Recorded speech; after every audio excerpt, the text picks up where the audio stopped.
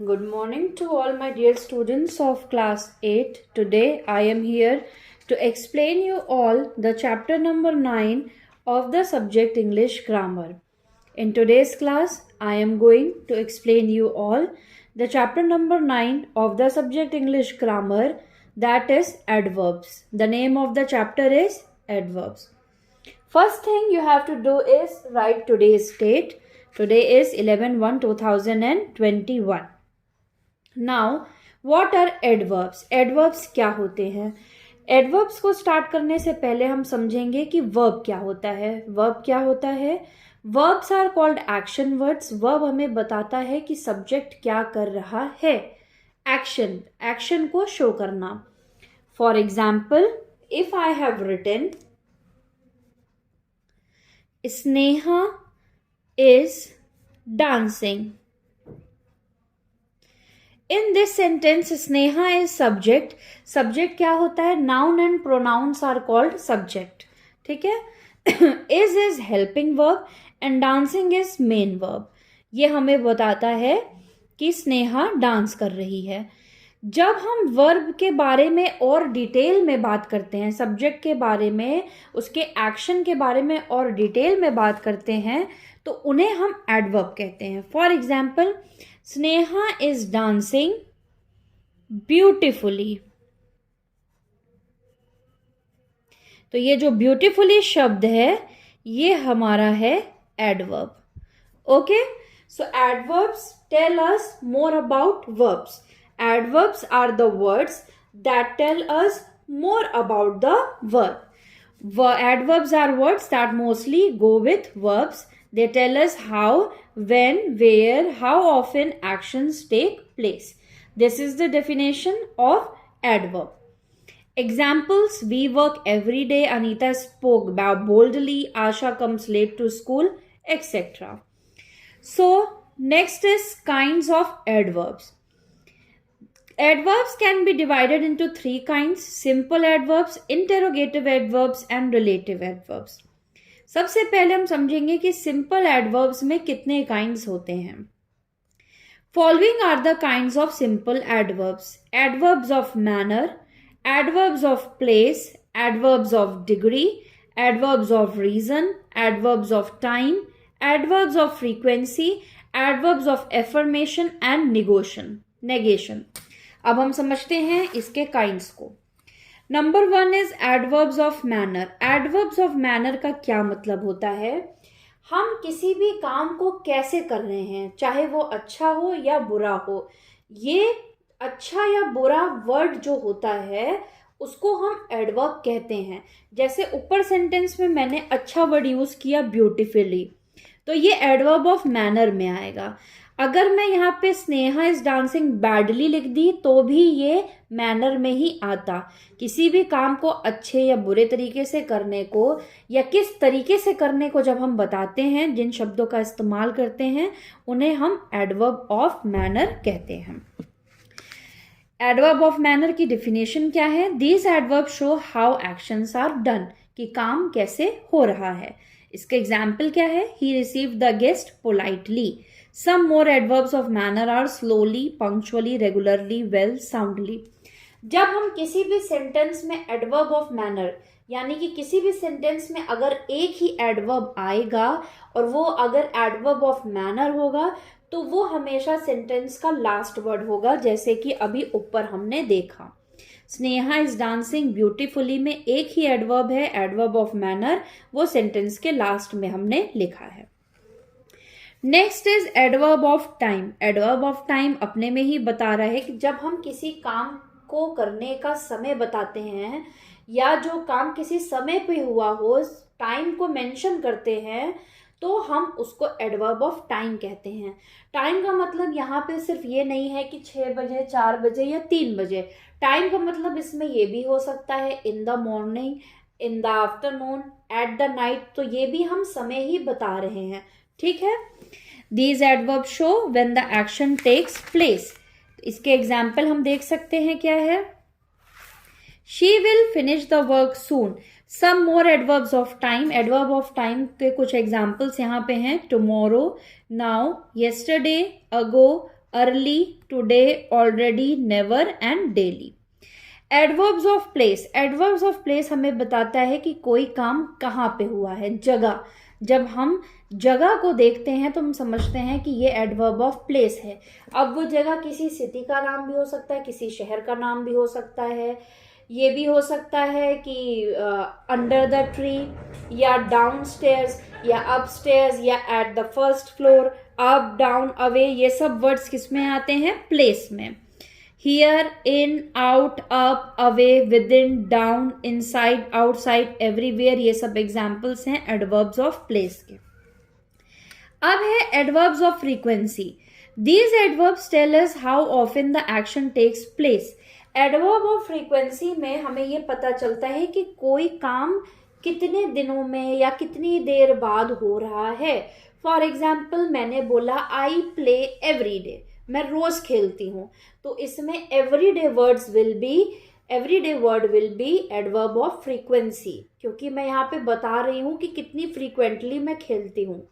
या अगर मैंने बोला I came second in the class twice, मैं 2 बार क्लास में सेकेंड आई, तो ये ट्वाइस वर्ड क्या है, एडवर्ब ऑफ फ्रीक्वेंसी। या अगर मैंने बोला I failed in the examination once शब्द भी किस में आएगा, फ्रीक्वेंसी में। ऑफन शब्द, सेल्डम शब्द यहाँ पे दिया होगा, जैसे sometimes, always, never, often, again, once, frequently, usually, seldom, ये सब वर्ड्स आते हैं एडवर्ब ऑफ फ्रीक्वेंसी में। Next is adverbs of degree. These adverbs show to what extent a thing is done. ये एडवर्ब हमें बताता है कि कोई भी काम कहाँ तक हुआ है, किस एक्सटेंट तक हुआ है। जैसे मैंने बोला he has finished the work very little, he has finished the work very little, इसने काम बहुत कम किया है। या he has finished his work, he has finished all his work. ठीक है, तो ऑल शब्द भी क्या हुआ इसमें, एडवर्ब ऑफ डिग्री। एग्जाम्पल्स हैं little, enough, only, fully, almost, too, quite, etcetera. Adverbs of affirmative and negation. Affirmative का मतलब क्या होता है, निगेशन का मतलब क्या होता है। Words like no, not, perhaps, certainly are called adverbs of affirmative और negation. Example, she will certainly pass in the examination, she will not attend the meeting. तो नो, नॉट, परहैप्स, सर्टेनली, ये तरीके के शब्द किसमें आते हैं, एफर्मेटिव एंड निगेशन में। Adverbs of reason. Words like hence and therefore are called adverbs of reason. शब्द जैसे हेंस और देयरफॉर हमारे एडवर्ब्स ऑफ रीजन में आते हैं। Example, she did not work hence she failed. एक रीजन के साथ एक सेंटेंस बोलना, इसने पढ़ाई नहीं की इसलिए ये फेल हो गई, इसने काम नहीं किया इसलिए ये लेट हो गया। ठीक है। Next is interrogative verbs, adverbs. Interrogative अपने में मतलब क्या है, जब हम क्वेश्चन पूछते हैं, why does she wear glass, how did we solve this sum, इस तरीके का जब क्वेश्चन पूछा जाता है तो ये आता है इंटरोगेटिव एडवर्ब्स में। Last is relative adverb. When the words when, where, why are used to join sentences, they are called relative adverbs. अब when, where, how, why ये शब्द की जब हम स्टार्टिंग में सेंटेंस के यूज करते हैं तो इसको हम इंटरोगेटिव बोलेंगे, क्योंकि ये क्वेश्चन मार्क लास्ट में लगता है। ठीक है, लेकिन वही शब्द अगर सेंटेंस के बीच में आते हैं, ठीक है, तो इसको हम रिलेटिव एडवर्ब कहते हैं। For example, please tell me the time when he is coming. तो वेन शब्द ये कहाँ पे आ रहा है, सेंटेंस के बीच में आ रहा है। या tell me the place where you live, तो वेयर भी सेंटेंस के बीच में आ रहा है। तो शब्द जैसे वेन, वेयर, वाई, ये सब अगर सेंटेंस के बीच में आते हैं तो इसे हम रिलेटिव एडवर्ब्स कहते हैं। सो ये था एडवर्ब्स चैप्टर का पूरा explanation. In your copies, you will write the heading adverbs, then definition of adverb, then all the kinds of adverbs with its definition and one example each. हर एक kind of adverb आप लिखेंगे, उसकी definition लिखेंगे and एक example भी लिखेंगे। Let's do the exercises. Pick out the adverbs in the following sentences and mention their kinds. हमें यहाँ पे एडवर्ब को अंडरलाइन करना है और उसके बाद उसके काइंड को लिखना है। पहला है she shut the door violently, उसने दरवाजा जोर से भीड़ दिया, जोर से क्लोज किया। तो यहाँ पे वायलेंटली शब्द एडवर्ब है और ये क्या है, ये है एडवर्ब ऑफ मैनर। हमने तरीका बताया है कि उसने दरवाजा कैसे भीड़ा, ठीक है। Next is the train left 1 hour अगो। अब अगो शब्द कहां आता है, ये कैसे पता चलेगा, हमें कैसे पता चलेगा, 1 hour भी है और अगो भी है, तो 1 hour अगो ये किस में आएगा आपका, ये आपका आएगा एडवर्ब ऑफ टाइम में। Next is the supervisor asked the assistants to leave at once. Once शब्द हमारा आता है फ्रीक्वेंसी में। Next, he will certainly come tomorrow, इसमें 2 एडवर्ब्स हैं। सर्टेनली शब्द हमारा किस में आता है, सर्टेनली शब्द हमारा आता है एफर्मेटिव एंड निगेशन में, and tomorrow is adverb of time. Okay, ये आप लोग खुद मेंशन करेंगे। My sister worked very hard for the examination, very hard is manner. Why did you not complain to the police, question mark, adverb of, sorry, interrogative adverb. She went to the village where he was born, relative adverb. The girl gave no reply, adverb of affirmative and negation. I shall positively reach at 6. So positively also and 6 also. So positively is adverb of manner and 6 is adverb of time. दोनों kinds यहाँ पे हम लिखेंगे. When did he post the letter, question mark, interrogative adverb. This exercise you will do in your copies. आप लोग ये sentence लिखेंगे, आगे डैश करेंगे, सेंटेंस में जो एडवर्ब होगा उसको आप लोग अंडरलाइन करेंगे ब्लैक पेन से, और उसके बाद एडवर्ब का काइंड यहाँ पे मेंशन करेंगे जैसे जैसे मैंने बताया है। Exercise number B is also your homework, आप लोग को इसमें एडवर्ब्स को अंडरलाइन करना है। Next is position of adverb. जब एक सेंटेंस में, बहुत सिंपल है इसको समझना, देखिए मैंने यहां पे समझाया हुआ है, ये देखिए, जब हम एक सेंटेंस में एक एडवर्ब को लिखते हैं, अगर किसी सेंटेंस में एक ही एडवर्ब आता है तो ज्यादातर उसकी पोजीशन सेंटेंस के लास्ट में होती है और वो एडवर्ब ऑफ मैनर होता है, ठीक है। लेकिन अगर एक सेंटेंस में adverb of time, place, frequency सब आ रहा है तो कौन से काइंड का एडवर्ब पहले आएगा और कौन सा बाद में, इसको हम समझेंगे। सबसे पहले हम सेंटेंस में एडवर्ब ऑफ मैनर लिखेंगे, फिर प्लेस, फिर फ्रीक्वेंसी एंड फिर टाइम, अगर एक सेंटेंस में एक से ज्यादा एडवर्ब होगा तो। फॉर एग्जाम्पल इसका क्या बात, कैसे हम कर सकते हैं। अब जरूरी नहीं है कि ये चारों एडवर्ब एक में आ जाए।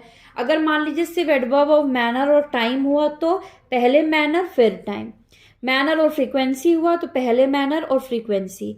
अगर एक सेंटेंस में सिर्फ प्लेस और टाइम हुआ तो पहले प्लेस और फिर टाइम, ठीक है। एक्सरसाइज करके इस चीज को हम समझते हैं। Put the adverbs, adverb phrases given in the brackets in the correct position in each sentence.